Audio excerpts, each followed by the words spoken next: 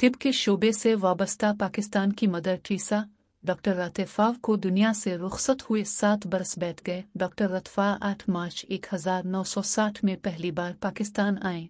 इस वक्त जब पाकिस्तान में कोढ़ के मरीज को अछूत समझा जाता था, ऐसे वक्त में जर्मनी से ताल्लुक़ रखने वाली इस खातून डॉक्टर ने जुज़ाम के पाकिस्तान से खात्मे के लिए अपनी तमाम जिंदगी वक्फ कर दी। जर्मन डॉक्टर रूथ फ़ा ने नेशनल लेप्रेसी कंट्रोल प्रोग्राम के क़याम में भी अहम किरदार अदा किया। कराची के इलाके सदर में मेरी एडलेड लेप्रोसी सेंटर की बुनियाद रखी। उन्होंने अपनी तमाम तर मोहब्बत इन मरीजों को दी जिन्हें उनके अपने भी छोड़ देते हैं। PPI के मुताबिक डॉक्टर रतफ़ा की शब रोज़ कोशिशों के नतीजे में आलमी इदारा सेहत ने 1996 में पाकिस्तान को कोढ़ के मर्ज से पाकमुक्त करार दे दिया।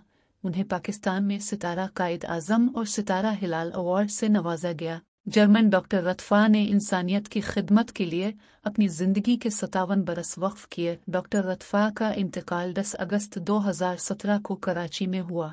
उनकी खिदमत के एतराफ़ में डॉक्टर रतफ़ा को सरकारी एजाज़ के साथ सुपुर्द खाक और सिविल अस्पताल कराची को उनसे मौसूम किया गया।